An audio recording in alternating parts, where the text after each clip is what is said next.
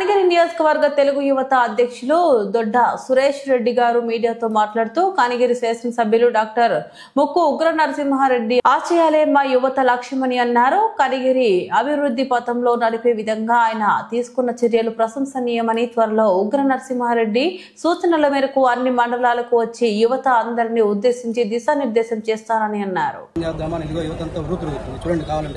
కొత్త వాళ్ళందరినీ పార్టీలో చేర్చి సామాజిక బాధ్యత వాళ్ళు తీసుకురావడమే మా బాధ్యత.